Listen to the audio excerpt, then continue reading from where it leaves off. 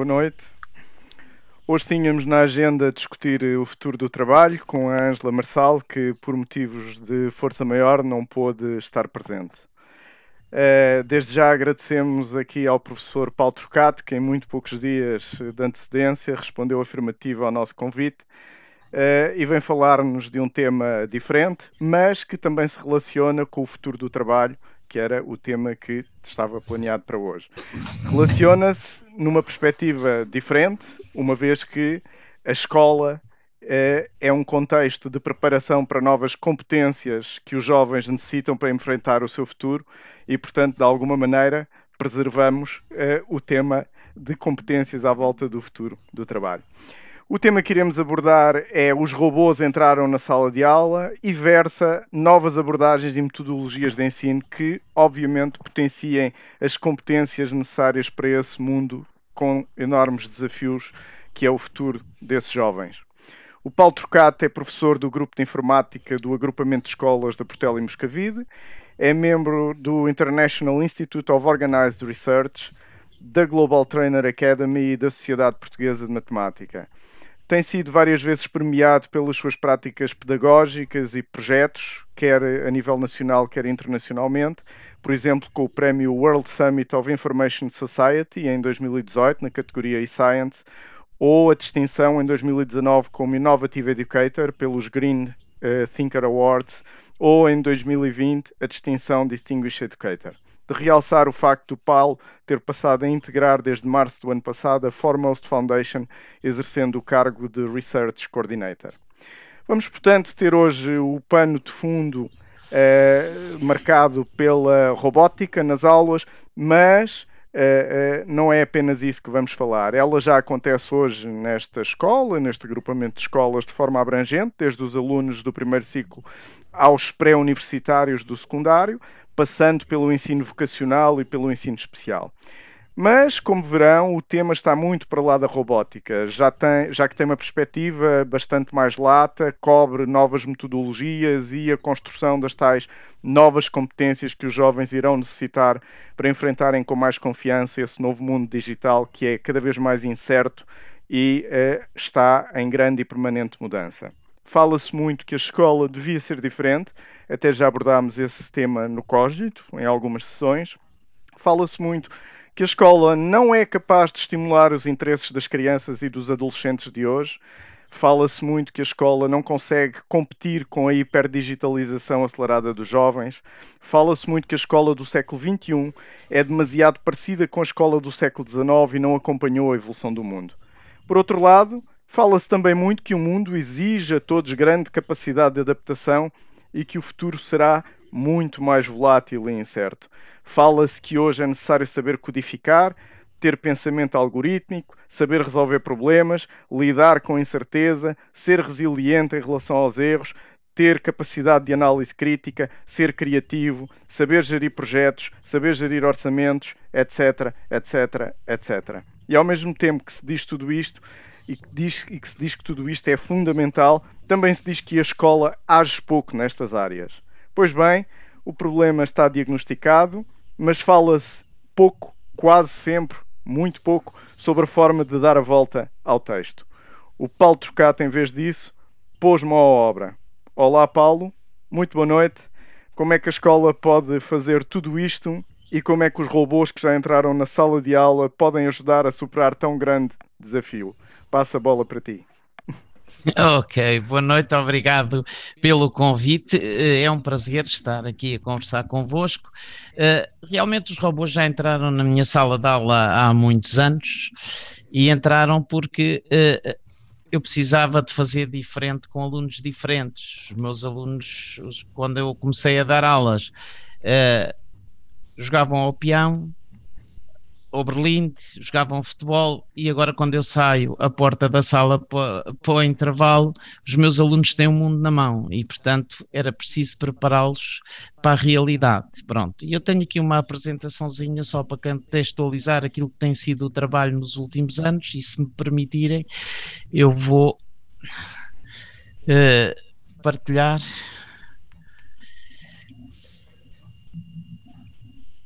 Oi.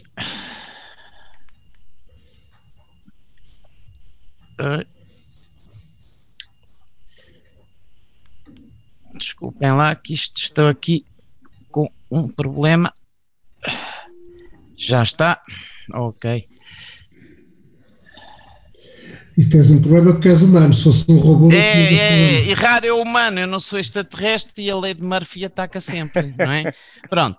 Como eu estava a dizer, os robôs entram na sala de aula, vão devagarinho, vão entrando e chegam lá.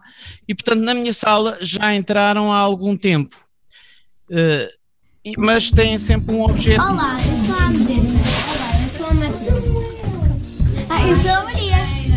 E nós aprendemos a programar no teclado e também a montar e a programar os robôs. E o objetivo é fazer a peça dos três porquinhos.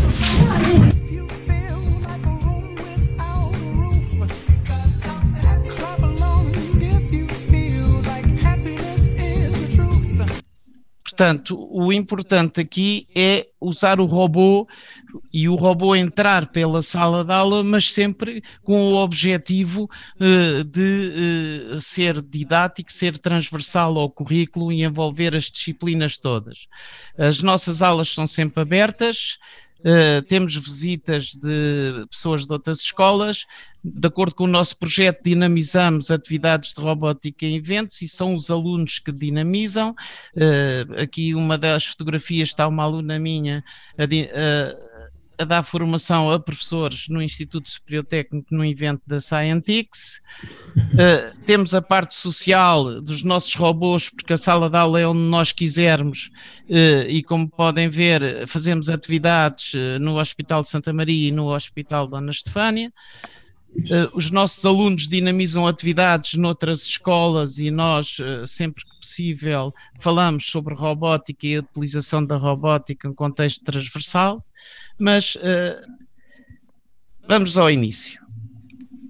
Há uns anos eu comecei a dar aulas, há 30 anos, e na altura eu tinha que dar aulas de várias disciplinas, porque tinha habilitação, até me fixar na informática e trabalhava com código, na altura o Turbo Pascal. A realidade fora das aulas era mais ou menos isto, hoje a realidade é isto. E isso faz com que haja uma necessidade de mudança, e se nós não mudarmos as nossas mentes e não fizermos por isso, dificilmente conseguiríamos motivar os nossos alunos.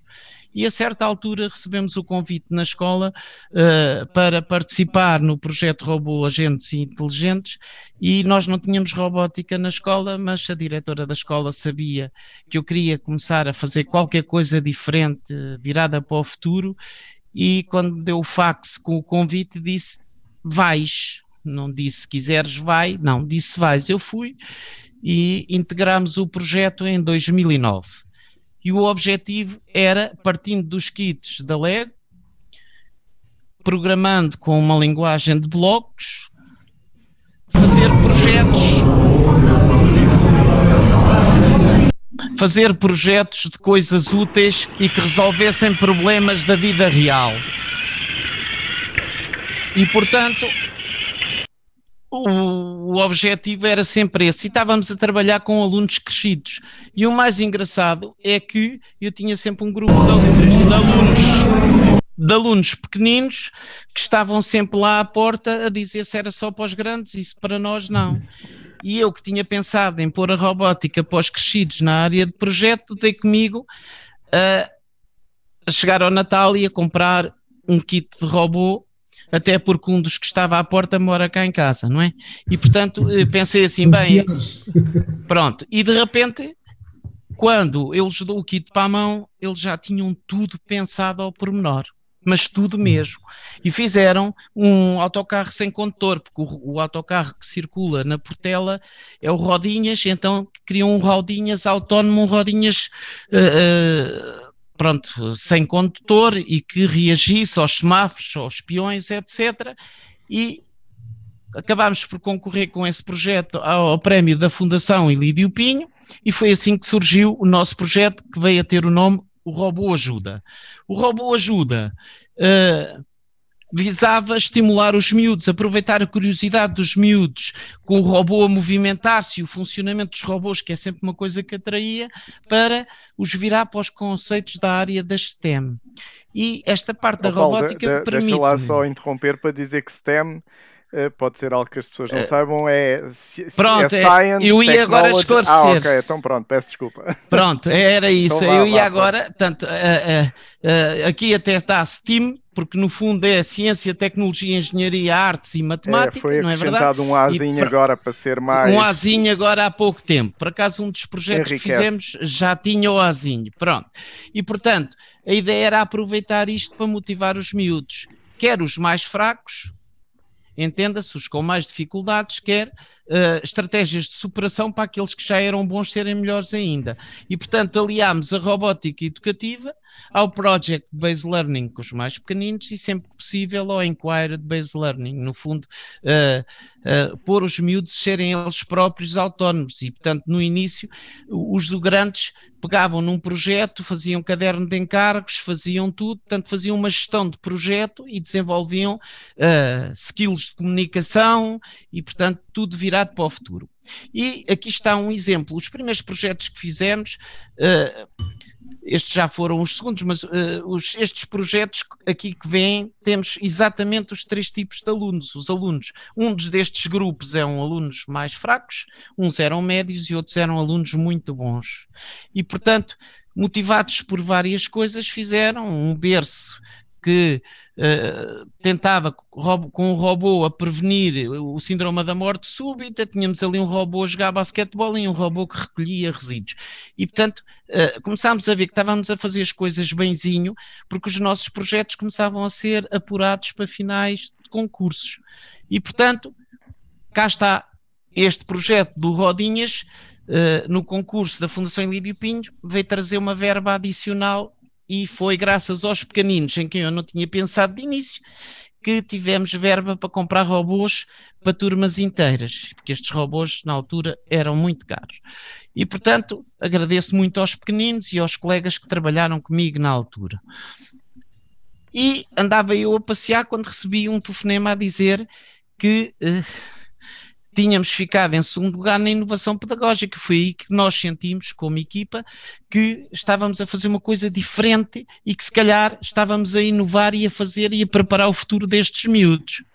Depois, consequência disso ou não e do nosso trabalho, começámos a ser convidados para eventos em universidades, em conferências, para falar sobre a nossa experiência. Participámos sempre na First Lego League, porque é um evento extremamente didático e tem uma diversidade muito grande de provas e desenvolve os skills dos miúdos, e noutros mais lúdicos, como o Iberani. Em 2013, quando acabou a área de projeto, a tal disciplina que não prestava para nada e que acabaram com ela, gerou-se ali um impasse até que me disseram se eu não queria concorrer com o meu projeto a isto. Reescrevi o projeto e acabámos por ganhar uma verba substancial, porque fomos um dos 3 projetos premiados. Isto coincidiu com o início dos cursos vocacionais na escola. Portanto, cursos destinados a alunos que tinham problemas de integração e que, ao mesmo tempo, já tinham múltiplas retenções.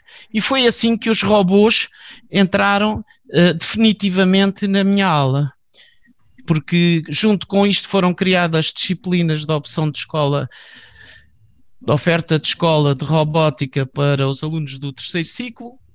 Passou a ser introduzida, como viram no início, a programação e a robótica no 3º e no 4º ano do ensino básico e, como podem ver, os meus alunos passaram a ser alunos muito diferentes, alunos que já tinham muitas retenções, mais velhos e que estavam a precisar de um estímulo para continuar na escola.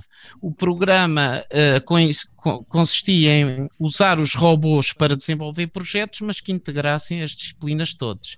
E estes alunos com múltiplas retenções começaram a trabalhar, a entusiasmar-se e fomos convidados para desenvolver atividades no pavilhão do conhecimento, Eles também participaram em provas da First Lego League e, como se pode ver, com o apoio dos encarregados de educação, que sentiram que havia ali uma mais-valia e ao mesmo tempo viam os filhos animados e estimulados para andar na escola e querer aprender.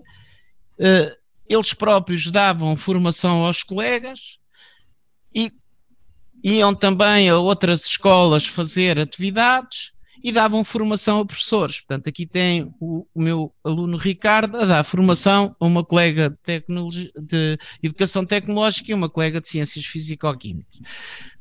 E, portanto, de repente recebi um e-mail a dizer: o seu projeto até tem qualidade, temos estado a ver, não quer mandar umas informações? E eu mandei, e então recebi com alegria a informação que estávamos nomeados para estes prémios na categoria Capacity Building. Pronto, isto é uns prémios a nível mundial e ficámos todos contentes porque já estávamos a ser vistos de fora para dentro. E, portanto, continuámos a trabalhar. Um exemplo de um projeto, já com o A do STEAM, João, foi este. Portanto, nós tínhamos ido ao Museu das Comunicações, estava lá uma senhora virtual que nos recebeu e depois andávamos a pensar no que havíamos de fazer e aqui está o projeto. Ora bem, em que é que consistia este projeto? Atenção que estes alunos são 22, 8 com 4 retenções, 8 com 3 retenções e 6 com 2 retenções. E, portanto, fizeram um robô guia de museu, portanto, estudaram a vida e a obra de 6 artistas plásticos portugueses, fizeram a biografia em português, fizeram uma short que traduziram para inglês e francês, estudaram quando e onde eles viveram, história e geografia, reproduziram obras, como veem aí, em sala de aula, na aula de educação visual. Nas aulas de Físico-Química e Matemática estudaram as continhas que tinham que fazer e o funcionamento dos sensores, e na aula de Programação e Multimédia montaram um robô, fizeram todos os testes e a programação e tivemos um robô guia de museu. No fundo, chegava-se à entrada do museu, dizia-se qual era o artista que queríamos ver e o robô só parava nos quadros do artista e em tempo real podíamos ver no nosso telemóvel ou no tablet aquilo que o robô estava a ver e toda a exposição. Portanto, isto foi, para miúdos que tinham múltiplas retenções, foi muito bom para eles. E, portanto, este projeto de alunos excepcionais, prestes a sair da escola, teve um prémio da Ordem dos Engenheiros, uma menção honrosa, e mais tarde veio a ser convidado para ser um dos projetos que representou Portugal no Science on Stage europeu. Portanto, o que prova que com alunos fracos também podemos trabalhar bem e estimulá-los e pô-los a gostar da escola. Já agora, saliento que destes 22 alunos, 20 chegaram ao fim, 2 caíram por doença e desses 20, 17 concluíram o terceiro ciclo e dos 17, 15 concluíram secundário em cursos profissionais e estavam prestes a abandonar a escola, o que nos deixou muito felizes a todos. O projeto não era projeto se não incluísse todos, e a inclusão também é uma coisa que nos preocupa e por isso concorremos aos prémios da Gulbenkian e ganhámos financiamento, demos formação aos professores de educação especial e passou-se a utilizar na educação especial e de modo inclusivo a robótica.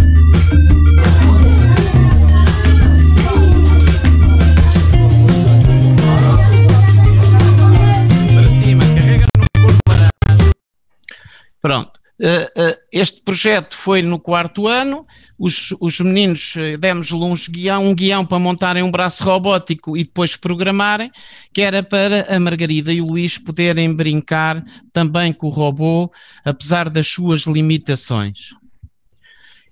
E no meio disto tudo, em 2018, recebíamos um e-mail a dizer que o projeto continuava com qualidade, se não queríamos voltar a submeter as nossas informações atualizadas. Fomos nomeados agora na categoria X-Science, houve 1.250.000 votantes e ficámos nos 5 primeiros da categoria aquilo que eles chamam Champions, e depois um júri especializado iria analisar as 5 candidaturas a ver qual delas é que seria o grande vencedor. Como podem ver, a escola secundária da Portela está no meio de 4 projetos universitários, portanto, o que significa que estávamos a trabalhar bem, que isso era sempre a nossa preocupação e continua a ser. Nessa altura, um bocadinho antes, já estávamos em contacto com a Atitude IPSS. Já agora, os meus agradecimentos à Bibi Sattar Marques e ao Francisco Marques, que muito se esforçaram para nos apoiar, e foram eles, a convite deles, que fundámos, portanto, deixou de ser o Robô Ajuda, junto com a Atitude passámos a ser Atitude 3D, manteve-se aqui o logo, e passámos a ter as 3 dimensões importantes, que é educar, ensinar e integrar, que é esse o nosso objetivo. Portanto, o objetivo é sempre ajudar os miúdos que estão em riscos de abandono, que estão com insucesso. É claro que o nosso programa acabou por se tornar um bocadinho, neste momento, estar um bocadinho mais parado, porque, entretanto, acabou o curso vocacional e, portanto, estamos a reformular algumas coisas para lançar de novo o projeto em grande, mas continuamos a trabalhar. Portanto, educar, ensinar a integrar e ajudar aqueles que têm mais dificuldade e de se integrar e de continuar na escola e de seguir a sua formação. Portanto, a metodologia usada no Robô Ajuda, da robótica educativa, o mentoring que seria introduzido e as Atitude Classrooms, que são os espaços inovadores de aprendizagem. Graças ao esforço da Atitude e dos parceiros, neste momento a sala onde trabalhamos deixou de ser uma sala de aula normal para termos um espaço inovador de aprendizagem com condições melhores. Temos robôs, temos equipamentos, temos tablets, etc. Neste momento a sala já está decorada, isto foi no início que ela foi decorada, e passámos a ter, para além das atividades normais curriculares e do clube de robótica, passámos a ter uma Summer School depois das aulas. Portanto, cada Summer School dura uma semana, temos parceiros e o objetivo é desenvolver soft skills e consolidar tudo aquilo que foi aprendido. Temos tido apoio de empresas. O primeiro ano tivemos o apoio da KPMG, no segundo ano foi a KPMG e a PPG, portanto, que adquiriu a Dirup, aqui perto de nós, e, portanto, o programa consiste no seguinte: portanto, no primeiro dia, os profissionais que são alocados ao projeto falam com os alunos, contam a sua experiência de vida, ensinam os alunos a fazer o seu pitch. Depois, no segundo dia, vamos à empresa visitar e saber o que é que faz cada um dos profissionais na sua área, até para motivar o prosseguimento de estudos dos alunos. No terceiro dia temos uma coisa que chamamos conversas com atitude, em que trazemos profissionais para falar com os alunos na nossa sala. Temos ali o Dr. Batista Leite e a irmã, que também é médica. Em baixo temos a doutora Sofia Fraga, que é editora. Tivemos ali uma professora de arqueologia da faculdade e, portanto, paralelamente a isso, temos sempre atividades de robótica ligadas à matemática, à física. No último dia, os alunos passam a mentores e os profissionais vêm fazer atividades e aprender robótica com os nossos alunos. E, portanto, no meio disto tudo, chegou a pandemia. E, portanto, nós andávamos já com a Summer School preparada, com tudo preparado, veio a pandemia, não houve Summer School, mas houve que continuar a trabalhar. E, portanto, a nossa robótica continua através de simuladores. Portanto, continuamos a fazer exercícios ligados sempre às outras disciplinas. Como vem ali, o objetivo é desenhar polígonos regulares. Portanto, em baixo tem um programazinho para evitar obstáculos, outro para reconhecimento de cores, ou seja, continuamos a fazer o mesmo, mas com este simuladorzinho. Para bem nosso, a Vex VR lançou um novo simulador com realidade virtual, o que já é mais engraçado para os alunos. E, portanto, neste momento, como não podemos usar robôs na sala, temos que trabalhar com simuladores e, portanto, a nossa vida, para já, em termos de atividade daquela que nós gostamos, que é ter uma sala cheia de alegria, cor e os moços entusiasmados a fazer, não pode ser. Temos os moços a olhar para os ecrãs, mas estão a programar na mente mesmo a desenvolver as suas competências e os skills do século XXI. E obrigado por tudo, estou aberto às vossas questões ou às questões que forem sendo colocadas e peço desculpa por me ter alongado um bocadinho. Não, tudo bem, não fizeste muito bem, é uma apresentação muito importante e para já os meus parabéns. O teu trabalho, o vosso trabalho é incrível, é muito, muito importante.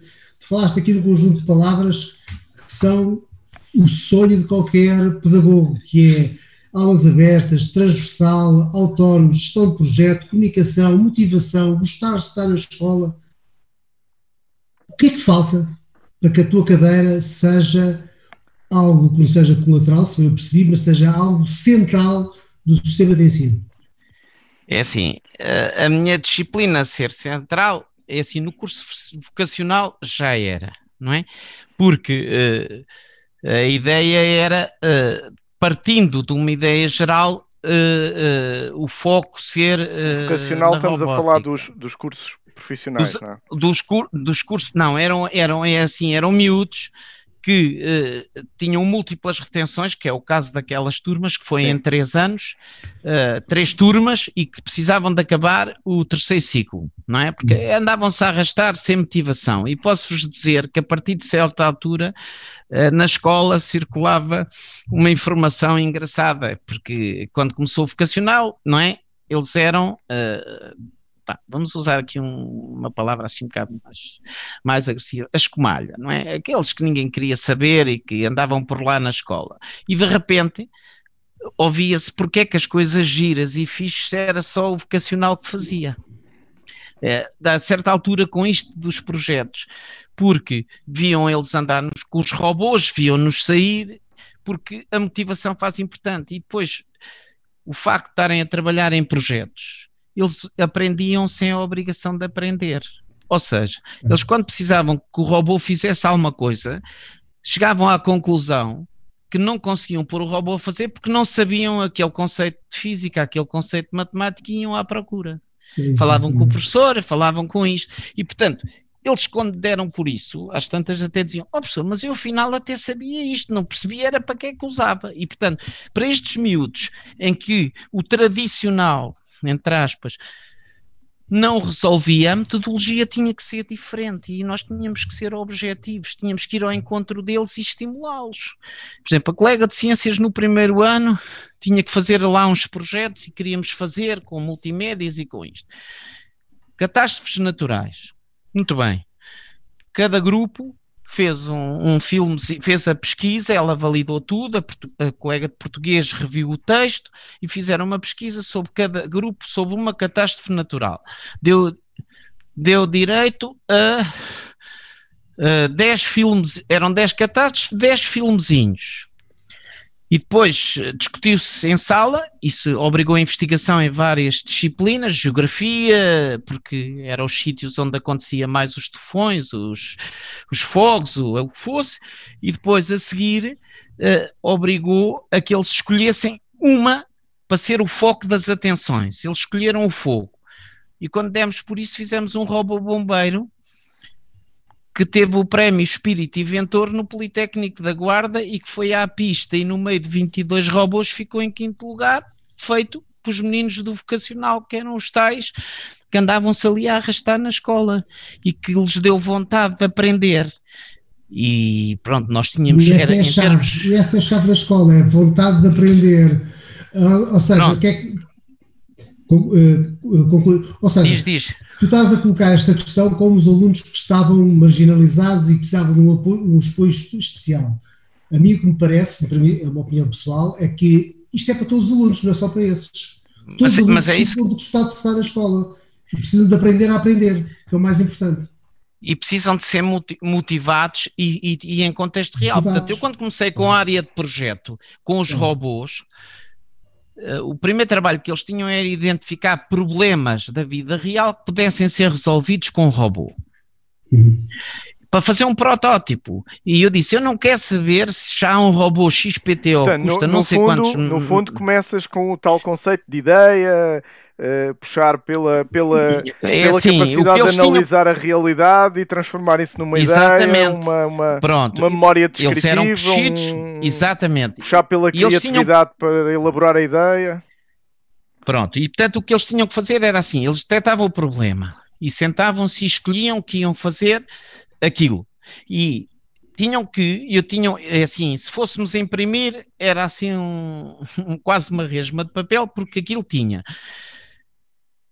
uma descrição do estado da arte, ou seja, o que era o problema, a fundamentação do porque é que o problema existia, propostas de solução e chegavam à solução. Depois tinham que fazer planificações semanais, mensais do que iam fazer. Depois, à medida que iam fazendo relatórios do trabalho realizado. E, portanto, iam construindo as coisas e, paralelamente a isso, tinham que fazer um caderno de encargos, ou seja, para construir, mesmo que não tivessem que comprar, porque os robôs tínhamos na escola, para os cenários é que tinham que comprar, mas tinham que fazer um caderno de encargos para terem ideia de quanto é que iam gastar se aquilo fosse uma coisa real.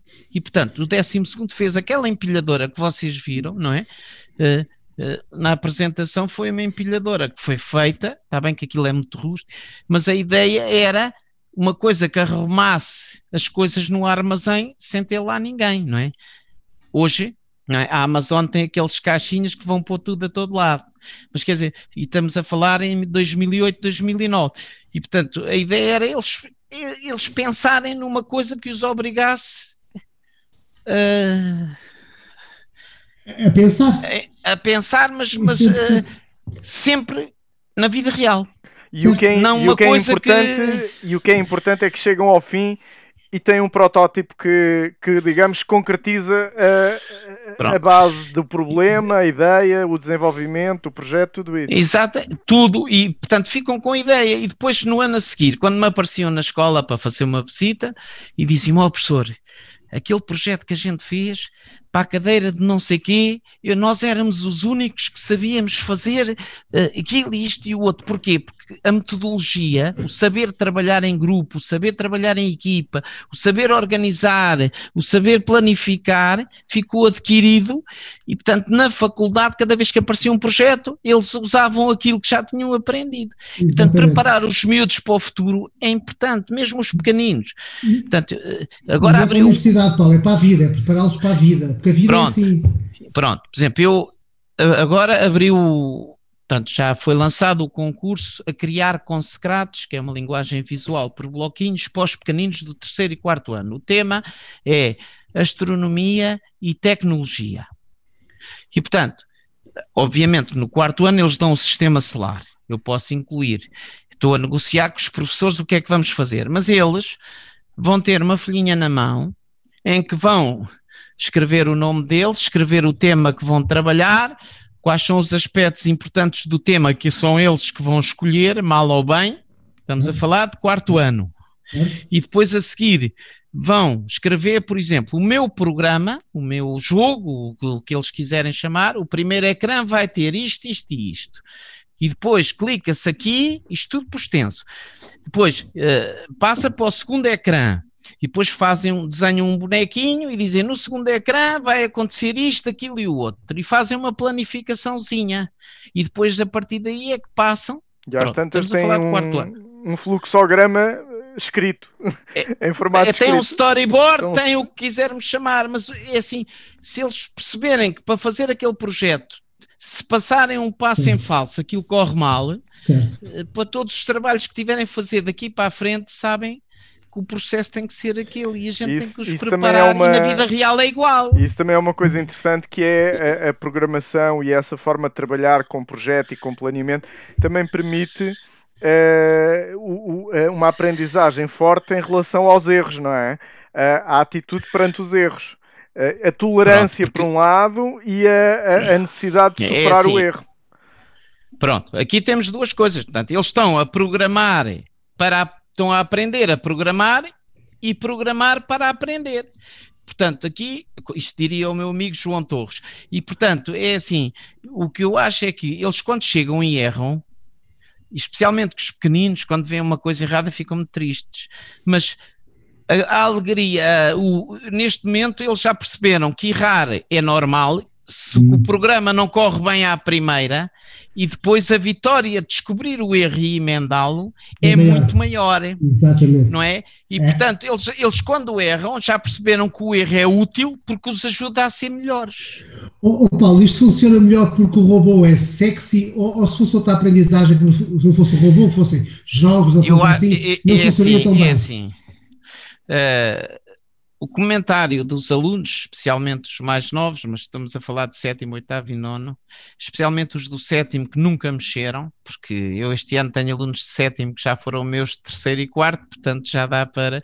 Mas os de 7º, quando mexem, o entusiasmo que é eles fazerem os bloquinhos para programar o robô, pôr o robô no chão, o robô fazer exatamente o que eles queriam. Ainda por cima, foram eles que deram a ordem e eles, não é? Ele está a fazer aquilo. Às vezes é só fazer um quadrado no chão, é só ele andar em quadrado.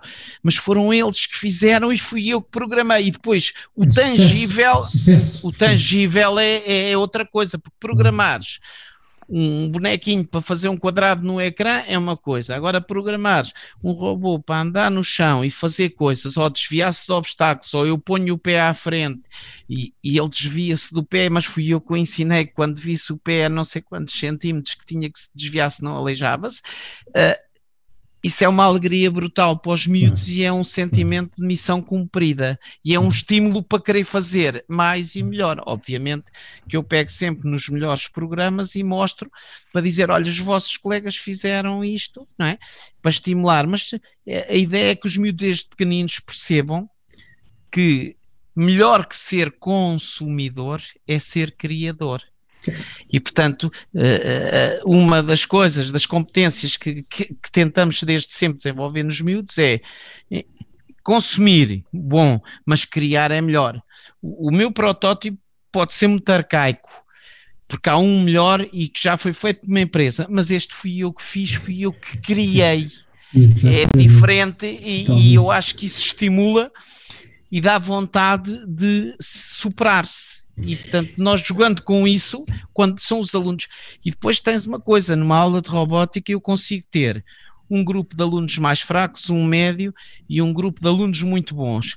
Cada um trabalha ao seu ritmo e ninguém se sente atrasado. Estão todos envolvidos e a trabalhar. E resolve o problema da disparidade da turma. Exatamente, porque se tens uma turma heterogénea... Portanto, por exemplo, eu aqui no vocacional... Eles tinham todas as retenções, mas eu tinha miúdos com boas cabeças, mas estar sentado a ouvir uma aula durante 50 minutos, black, comigo se calhar estavam uma tarde inteira se fosse preciso, mas estavam entretidos e estavam a aprender por eles. E depois quando me diziam, professor, não sei como é que se faz isto, então o que é que queres saber? Depois havia um tesouro, vai ao YouTube, deve lá estar um vídeo. E eu deixava-os ir, porque eu acho que eles têm que procurar e ter ânsia de saber. Agora, tem é que gostar de aprender, que era coisa que aqueles, por exemplo, do vocacional não gostavam. Paulo, uma coisa que eu me recordo de ter lido há uns tempos, num artigo, que não me lembro dos detalhes, mas focava-se mais no Arduino e não tanto na robótica, mas digamos que o Arduino, para quem não sabe, é também um conjunto de placas e de kits com controladores que permite criar dispositivos para controlar várias coisas, para programar uma série de coisas. Portanto, tem aqui uma dinâmica também um bocadinho equiparável, mas era um estudo internacional de uma universidade, creio que era uma universidade inglesa, mas que tinha incidido sobre escolas na Grécia, em que eles faziam uma série de conclusões em competências hard, daquelas das aprendizagens, da codificação, etc. Mas, acima de tudo, o que eu me recordo é que havia um tópico muito forte na parte da alegria e de satisfação no envolvimento neste tipo de projetos, dos alunos que estavam envolvidos, ou seja, superava quaisquer outro tipo de projetos e de quaisquer outro tipo de atividades das escolas, portanto, precisamente por causa dessa noção do criar. a própria dimensão do orgulho era algo que também estava muito presente nesses alunos todos. E depois havia uma dimensão de desilusão que obviamente acontece associada a qualquer disciplina e qualquer atividade, quando eles têm sucesso, mas aqui tinha uma dimensão muito positiva, que era a desilusão era gerida, não é? Porque se conseguia gerir para superar. Por exemplo, um aluno faz um teste, tem uma negativa, fica desiludido, mas esse processo, superar isso, não é assim uma coisa muito sexy e muito educativa, se calhar. Mas, por exemplo, ter uma desilusão num projeto destes e depois ter que dar a volta e superar, é uma aprendizagem muito sólida da desilusão. E era isso que este estudo, e no fundo, e eu lembrei-me disto agora, porque está a cruzar-se exatamente com o que tu estás a dizer, quer dizer, é muito... É assim, neste momento também usamos robôs em que a placa base é o Arduino. Começámos pelo Lego, para já, porque na altura era o que havia, e para além disso é user-friendly, e como era para ser usado. Portanto, estes robôs que eu tenho agora, que são mais baratos, têm uma placa Arduino, e eu monto, e está aquilo, posso acrescentar coisas. O Lego permitia, por exemplo, montar um braço robótico e fazer um distribuidor de medicamentos para pessoas idosas, em que eu mostrava um cartão de uma cor consoante a hora da refeição e ele ia à torre buscar a caixinha certa. Também tive um projeto desses. Pronto. E o trabalhar com o Arduino, por exemplo, agora não dá para andar com as placas, tinha que se desinfetar e tudo. Usamos um simulador, o Tinkercad, com o Arduino. E isso do erro é, eu pedi-lhes a eles para porem 8 LEDs, portanto, 2 vermelhos, 2 amarelos, 2 verdes e 2 azuis. E a lógica era, quando o número fosse múltiplo ou fosse divisível, quando fosse divisível por 2, acendia os verdes. Se fosse divisível por 3, os amarelos. Se fosse divisível por 5, os vermelhos. E se não fosse divisível nem por 2, nem por 3, nem por 5, os azuis. Não. Até aí é pacífico. E a coisa correu bem, porque era só pôr as condicionantes todas. O problema foi quando eu disse, olha, mas se eu for múltiplo de 2 e de 3, tem que acender os 4 LEDs, que é os 2 do 3 e aí já tens que mexer nas estruturas lógicas daquilo e obrigar a pensar. A primeira frustração é que, como tu disse, aquilo não estava a correr bem. Depois foi descobrir como é que tinham que organizar as estruturas condicionais para aquilo funcionar. E depois foi de vitória em vitória, porque isso é uma coisa que ele explica, que as coisas têm que ser por step by step, não é? Eu quero fazer isto, aquilo e o outro, então vamos pôr a fazer a primeira coisa bem e depois passamos para a segunda, se tentamos fazer tudo, a coisa não corre bem. De início é difícil eles perceberem que querem fazer tudo ao mesmo tempo. Isto até ajuda a estruturar o trabalho deles, portanto não podem querer fazer tudo ao mesmo tempo, na vida real é assim, a gente tem que ir fazendo uma coisa de cada vez, e portanto o Arduino também permite isso, não é? Portanto, olha, há 2 anos, com os pequeninos do 4º ano, um amigo meu em Espanha fez ali de Badajoz, que nós costumamos trabalhar com eles, organizámos conjuntamente a RoboRave Ibérica com eles a convite deles,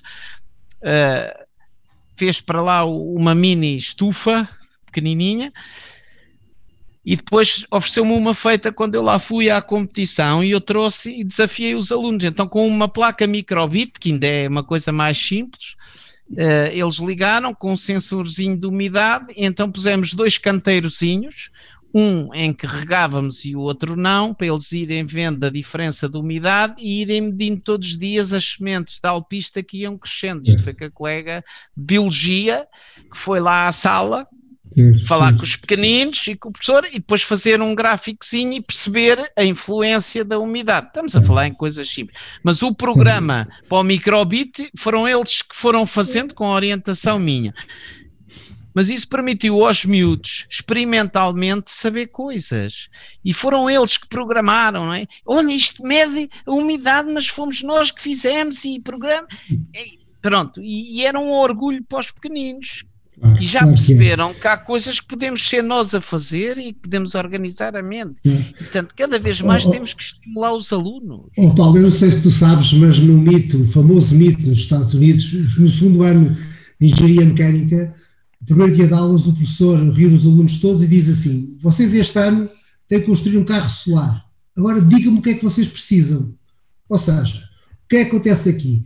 A responsabilidade de ensinar passa para a responsabilidade de aprender, que é o que acontece no teu caso. E isto é absolutamente genial em termos do impacto daquilo que é a autonomia, a motivação do aluno para o conhecimento. O que acontece quando é ao contrário? Quando é sempre ensinar, os alunos acabam a escola e nunca mais querem voltar à escola, estão fartos de escola e estão fartos de conhecimento. Nós temos muitos licenciados em Portugal que já não estudam mais, porque estão fartos de estudar. Está tudo errado. E, portanto, aquilo que me parece muito interessante no teu projeto é que vai contra isto tudo. Agora, o que eu queria discutir contigo aqui é, como o teu projeto, há outros projetos também muito giros, mas que são diferentes. E por serem diferentes, põem-se na prateleira, mas ficam de lado. Não, os projetos como os teus são estruturais, criam uma nova mentalidade, criam um Portugal para o século XXI, passa muito por aqui. Muitas das nossas características de personalidade e de cultura resolvem-se através de projetos como este. E, portanto, a minha pergunta é, como é que tu consegues pôr o teu projeto no centro, ou no mínimo no currículo das escolas? Consegues ou não? Pronto, é assim, vamos assim um bocadinho mais para trás no tempo. Portanto, de início era mais uma coisa. Quando passámos para o vocacional, passou a ser mais ou menos o centro. E felizmente que na escola eu tenho um conjunto de colegas que já trabalham comigo há muito tempo, das várias disciplinas, e que já sabem que eu de vez em quando tenho assim, umas ideias diferentes, e quando eu digo estou a pensar num projeto, olham para mim, mas dizem logo, se precisares de alguma coisa diz. E eu faço o projeto e depois digo, fulano, olha, fiz o projeto, preciso que tu faças umas coisas, e vou dizendo. E depois o que acontece é, quando o projeto entra em fase de execução, diz, preciso disto e disto, e os colegas ajudam, não é?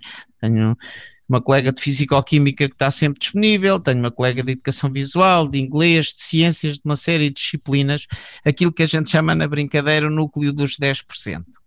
Pronto, somos sempre os mesmos a trabalhar na coisa, e foi essa equipa que se montou para o vocacional, porque como já trabalhávamos, não é? Essa equipa no vocacional estava unida, bastava eu dizer, olha, era giro fazermos assim com os miúdos. Depois diz a colega de português, olha, eu ponho-os a fazer não sei o quê. A colega de ciências diz, eu faço não sei o quê, e monta-se. Nós, com estes miúdos, só para vocês terem uma ideia, conseguimos montar no dia 3 de dezembro de 2015, sem ninguém saber, a diretora sabia, como é óbvio, não é? Pronto. Era o dia da deficiência, internacional da deficiência, os miúdos fizeram um Roddy Paper e cada grupo foi responsável por uma das estações, tudo ligado à deficiência. Num sítio tinham que moldar de olhos fechados, moldar barro para fazer um sólido geométrico, noutro sítio tinham que escrever com a caneta na boca, simulando que não tinham membros superiores, noutro sítio tiveram que falar em língua gestual, noutro tiveram que ler braille e identificar coisas só pelo cheiro. Houve uma equipa que fez um jogo em Scratch com um labirinto para ser jogado com um rato de queixo, jogaram basquetebol, também, já digo como, ou seja, às 10 da manhã estavam 42 cadeiras de rodas a circular na escola e, portanto, cada grupo de cadeiras era de uma equipa e, portanto, havia 7 estações, eram 7 equipas de não sei quantos alunos e tínhamos as cadeiras a circular, tudo com estes miúdos que desenharam as provas, fizeram regulamentos, fizeram tudo. O basquete foi jogado em cadeira de rodas,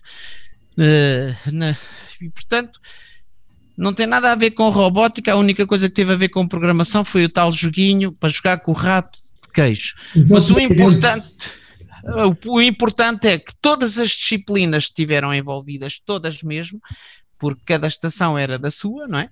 Portanto, por muito simples que fosse, em francês, identificar, a fazer leitura de lábios e dizia-se palavras em inglês, em francês e em português, ou seja, envolveu-se tudo.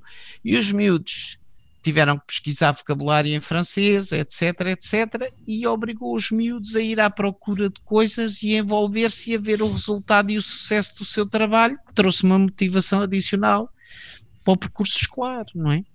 É que isto depois tem efeito de bola de neve, não é? Se eles gostam muito, vão-se estimulando, aquilo vai crescendo, mas também se não gostam, vai estimulando e vão crescendo, vão gostando cada vez menos, não é? E portanto a gente tem que dar a volta ao texto por aí. E o termo equipa, que graças a Deus agradeço a todos os colegas que trabalham comigo na escola, em que eu só preciso dizer o que é que faz falta, que eles ajudam, não é? E portanto agora já tem chegado à parte, portanto agora chovem-nos convites, por exemplo, para projetos Erasmus Plus, já temos corrido aí a Europa, já tivemos lá colegas e alunos de vários países a fazer formação connosco, e portanto acaba por ser assim, e claro, eu ponho sempre os miúdos, são eles que dão a formação, não é? E portanto, eu de vez em quando, portanto, é assim, deu-me um gozo muito grande pegar nos meus meninos do vocacional e fazer uma atividade para profissionais de topo da KPMG no Teatro Thália, em que os meus meninos deram a formação da robótica inicial aos senhores em inglês, miúdos que quase não falavam inglês, mas que andaram a treinar e lá está, a motivação de ir para aquele sítio e não fazer feio, obrigou-os a pesquisar e a treinar, e depois já as tantas falavam inglês uns com os outros para ver se não se esqueciam, e a atividade resultou bem, ensinaram robótica e praticaram as línguas, e praticaram a comunicação, não é? Os skills do século XXI, que trabalharam em equipa para se organizar, portanto eram 2 por cada estação, etc, etc. E portanto, eu acho que este tipo de atividades de projeto são fundamentais. Agora existem as atividades, aquilo que se chama as DACs, que é para promover a interdisciplinaridade, mas eu acho que é fundamental cada vez mais pôr os miúdos a trabalhar e perceber que não estão a trabalhar em caixinhas. Ou seja, quando estão a resolver uma equação, eles têm que perceber para que é que aquela equação serve. Claro. E às vezes brinco com eles e dizem, não gosto de equações. Eu disse, olha lá, tu ontem foste lanchar um croissant, pagaste quanto? Foi €1 e não sei o quê. Então, e o que é que deste para pagar? Dei este. E depois escrevem a equação no quadro. Diz assim, olha, tu resolveste uma equação de cabeça, estás a dizer que as equações não servem para nada. E, portanto, cada vez mais os miúdos precisam de ter as coisas em contexto e têm que perceber que cada disciplina não é uma caixinha, todas ligam umas com as outras, e os projetos interdisciplinares, neste caso de robótica, têm a mais-valia porque o robô é visível e vemos ali o robô a fazer uma coisa que é sempre mais atrativo e mais vistoso, mas estimulante, não é? Do ponto de vista pedagógico, cita-se muito a Finlândia, que é um país que está sempre à frente. A Finlândia decretou agora o fim das disciplinas e a aprendizagem vai ser precisamente por blocos, por temas. Estamos na Europa, sob o ponto de vista geográfico, económico, político, etc. Eu estive lá e exatamente, eu achei engraçado porque eles têm uma formação muito completa, eu acho. Eu estive lá numa escola, no âmbito do projeto Erasmus, fomos lá e era uma escola básica com 500 alunos que não só via praticamente barulho e tinham disciplinas engraçadas, portanto todos tinham um bloco por semana de 50 minutos, 1 hora, onde aprendiam a dobrar a roupa e a passar a ferro. E a limpar a escola. Os alunos e depois, isso não, praticamente não se via nada, porque eles próprios já tinham isso. Depois, pronto, quem queria tinha aulas de culinária, pronto, e tinham lá um esquema, mas condições, tudo o que eu gostava de ter na minha escola, eu pensava assim, eu gostava de ter isto na escola. Aquela tinha 2 de cada, não sei se estão a ver, porque aquilo tinha tudo.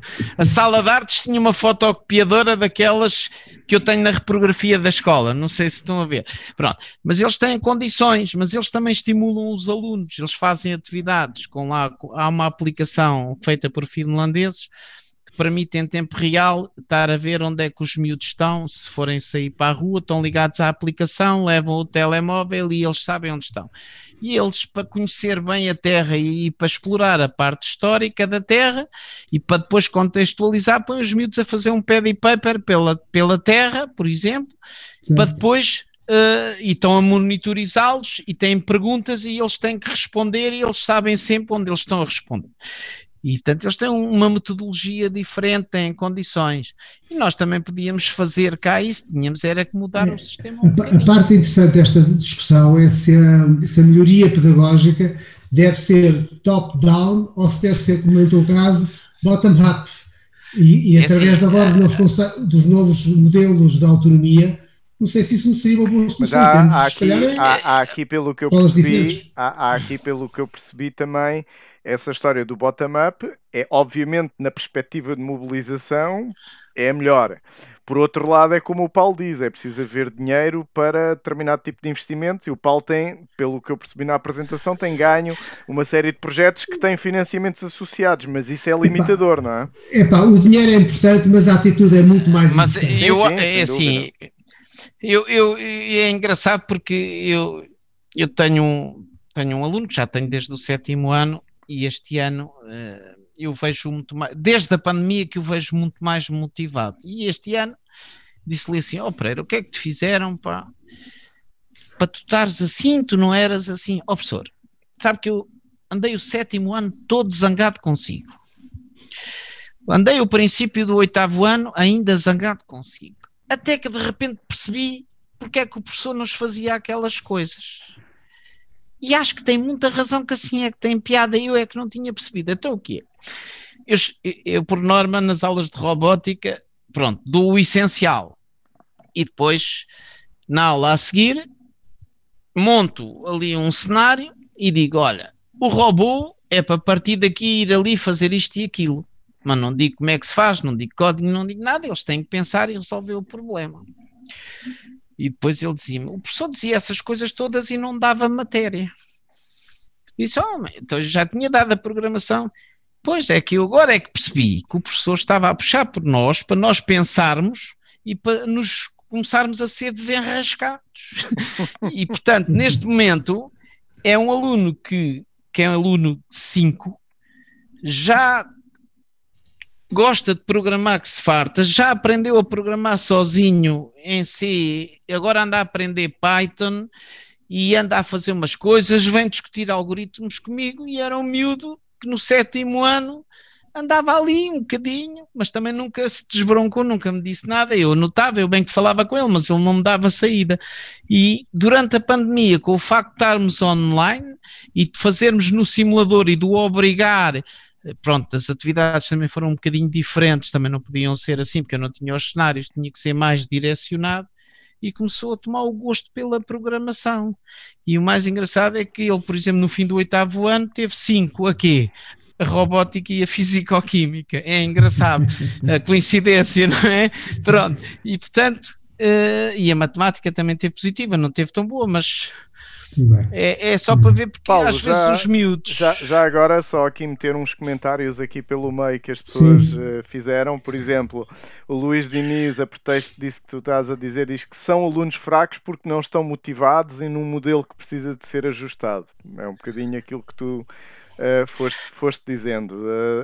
Temos aqui vários parabéns. Por exemplo, temos aqui alguém que eu já vou mencionar que é a assinatura é de Robo Antique, é um nome, parabéns, e que depois diz que é o Jorge Miranda da Robot Antique, não sei se conhece esta da ideia que é aqui uma organização, e trabalham também com um projeto curricular a partir dos 3 anos, utilizando a robótica em projetos de articulação com educadoras no primeiro e segundo ciclo integrado, ou seja, dá a ideia que é aqui uma empresa ou uma organização que tem um projeto também muito alinhado com esse tipo de abordagens que tens. E também comenta que é brutal as competências que as crianças trabalham e desenvolvem ao trabalhar com os robôs. Depois, mais alguns comentários. A escola, o Luís Diniz diz também, a escola coloca os alunos a pensar e a ser autónomos, isso é que é necessário. O Mário David diz que user stories em projeto de programação são muito importantes, conforme tu próprio referiste também, aquela parte de escreverem no fundo o que ia fazer, é uma user story. E depois o Luís Diniz levanta também a questão: quantos são os professores como o Paulo? Ou seja, não é só os alunos motivados, é preciso também professores motivados. E diretores também. Temos muitos no país, amigos meus, que já trabalham nestas guerras, o Jaime Rei, por exemplo, do agrupamento de escolas de São Gonçalo, que já trabalha há mais tempo que eu com robótica, porque entrava em competições e tem um clube de robótica muito consistente, já foram campeões do mundo, ele também trabalham bem e também já tem a vertente curricular no agrupamento de São Gonçalo. Assim que estou-me a lembrar de alguns, o meu colega Jorge Reis de Braga, que está com a Liliana, o Lucílio, agora falhou-me o nome, ele vai-me bater. É a Liliana, é o ESAS, é o Robo ESAS, por exemplo, que também tem um projeto espetacular lá em cima em Braga, e agora o colega vai-me bater, que deu uma branca no nome, mas pronto, a Liliana pertence, o Jorge Reis também dá ali uma mãozinha. Eles estiveram agora na Make Fair de Roma, online, claro, mas com o projeto deles ver Braga por um canudo, e portanto há coisas a acontecer no fundo. No fundo, cada vez mais isto está-se a alargar. A minha colega Maribel, que tem o projeto do Kids Media Lab mais dedicado para a pré, portanto já está a começar a acontecer. Paulo, as pessoas já perceberam. Temos de terminar, não leves a mal. Está bem. Já passámos o nosso tempo. Quero-te agradecer muito, muito, muito obrigado por teres vindo. Foi uma sessão inesperada e muito enriquecedora para nós e para quem nos está a assistir. Portanto, muito obrigado também a ti, a você, como queiras, que estão aí em casa a assistir a esta nossa conversa. O Código está de volta. Amanhã estamos aqui outra vez às 19h30 a falar com o cientista Francisco Lobo sobre a detecção das ondas gravitacionais e o impacto que isso tem nos modelos teóricos passados e futuros. Vai ser uma sessão muito, muito interessante. Nós vamos estar aqui até ao final do mês, que fechamos só a 30 de janeiro.